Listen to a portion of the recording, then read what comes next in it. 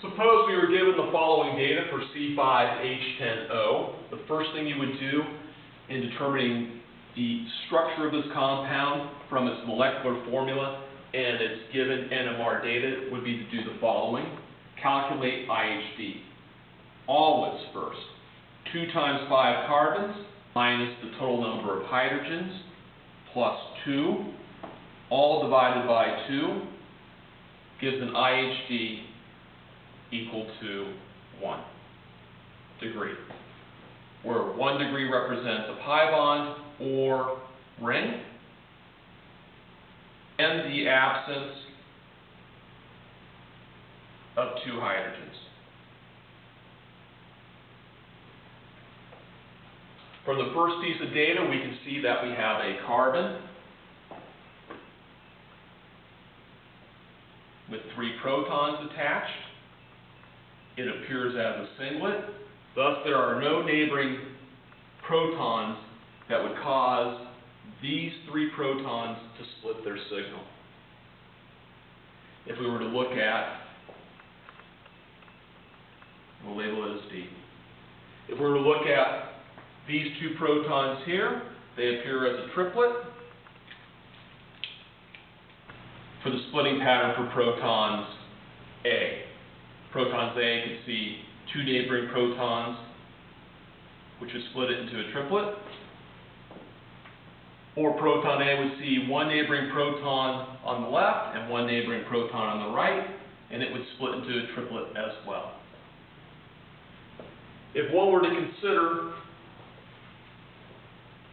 these 2 protons appearing as a multiplet, we would have a carbon with 2 protons attached. In order to appear as a multiplet, 2 protons would have to see 3 neighboring hydrogens here, and 2 neighboring hydrogens here, and protons B would appear as a multiplet. Protons C appear as a triplet,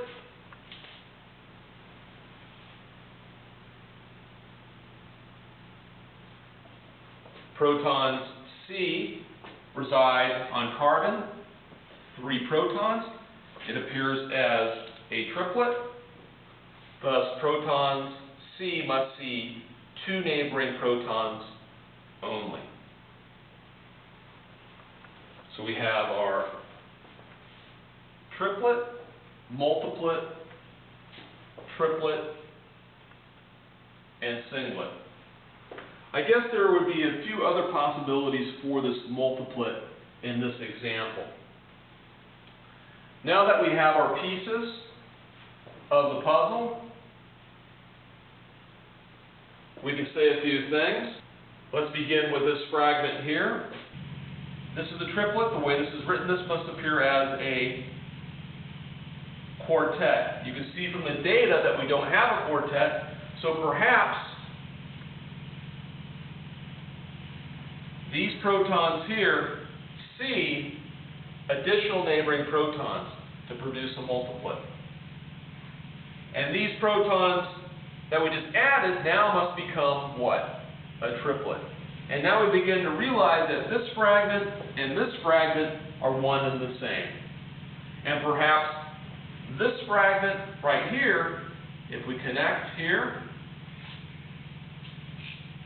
represents this carbon here, and this carbon right here with these 2 protons would be this carbon once attached to the CH3.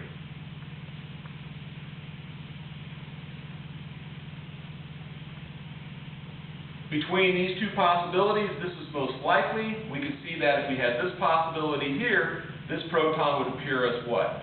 A doublet, and this proton would be a doublet. We have no doublet splitting pattern. So now we assemble all the atoms together to come up with a formula. Now that we have all the pieces of the puzzle,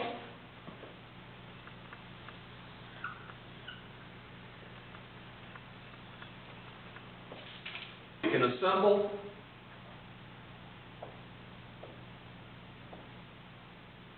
And as we assemble, we see we end up drawing the same example that we had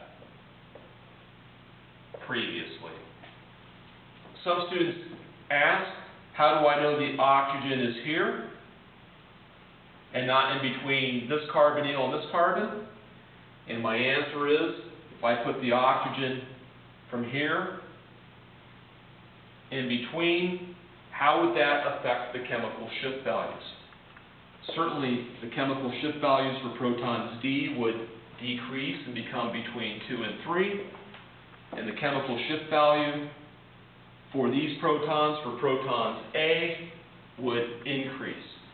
That's why I know that the oxygen is here and not in between.